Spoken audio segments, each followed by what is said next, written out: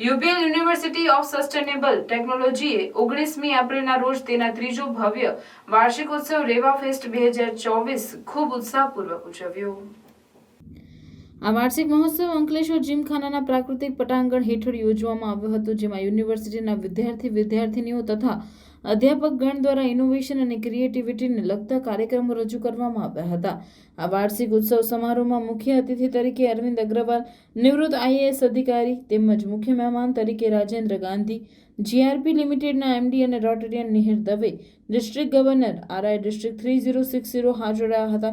આ કાર્યક્રમમાં અશોક પંજવાણી, પ્રમુખ UPL university trustee Bhupendra Dalwadi અને કિશોર સુરતી, મેનેજમેન્ટ કમિટીના પ્રતિષ્ઠિત સભ્યો, પ્રોવોસ્ટ, રજિસ્ટ્રાર, ડીન્સ, યુનિવર્સિટીના પદાધિકારીઓ, અધ્યાપકગણ, કર્મચારીઓ, વિદ્યાર્થીઓ અને વિવિધ ઉદ્યોગોના પ્રતિનિધિઓ પણ હાજર રહ્યા હતા। પ્રોવોસ્ટ પ્રોફેસર શ્રીકાંત વાઘે મહેમાનોનું ફૂલહારથી સ્વાગત કર્યું અને પ્રાસંગિક ઉદ્બોધન કર્યું હતું। આ કાર્યક્રમમાં શ્રેષ્ઠ વિદ્યાર્થી અને સ્ટાર ઓફ શ્રેષ્ઠ ભૂતપૂર્વ વિદ્યાર્થીઓના સન્માન પુરસ્કારોના વિતરણ સાથે સ્ટેજ ઇનોવેશન અને ક્રિએટિવિટી થીમ પર વિવિધ પ્રકારના ડાન્સ ફેસ્ટ અને મ્યુઝિક ફેસ્ટનો સમાવેશ કરાયો હતો।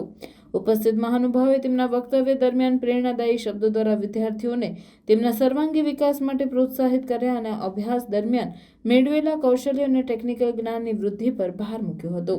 યુનિવર્સિટીના કેમિકલ એન્જિનિયરિંગ વિભાગ અને મેથેમેટિક્સ, સાયન્સ એન્ડ હ્યુમેનિટીક્સ વિભાગ દ્વારા રેવા ફેસ્ટ 2024 ઉત્સવનું સંયુક્ત રીતે સુંદર સંચાલન કરવામાં આવ્યું હતું। અને ત્યારે UPL કંપની, UPL સંસ્થાની જે મદદ, જે સપોર્ટ છે આ યુનિવર્સિટી બનાવવામાં અને સંચાલન કરવામાં, એ ખરેખર બહુ પ્રેરણાદાયક છે, બહુ ઈચ્છનીય છે। એની સાથે સાથે રોટરી અંકલેશ્વર છે, બીજી ઘણી કંપનીઓ છે અને અહીંના આયોજકો જે આ યુનિવર્સિટીને ચલાવે છે, એ ખરેખર મને ખૂબ આનંદ થાય છે અને સલાહકાર મંડળના સભ્ય તરીકે પણ મને બહુ ગર્વ છે।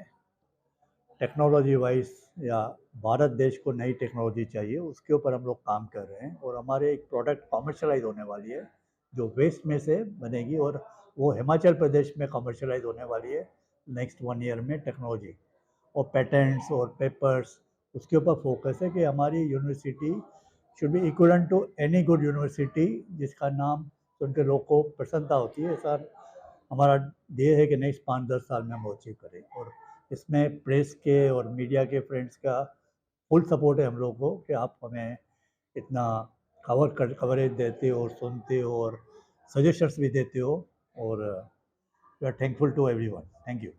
और मैं उम्मीद रखता हूँ कि ऐसी लड़कियाँ आगे चलकर देश में टेक्नोलॉजी में और इंडस्ट्री में अपना नाम बनाएगी और एक अच्छी सीनियर पोजीशन में भी वो अपना रोल रखेगी, ऐसी मुझे ज़रूर से अच्छी भावना है और मेरा विश्वास है कि ऐसा होगा।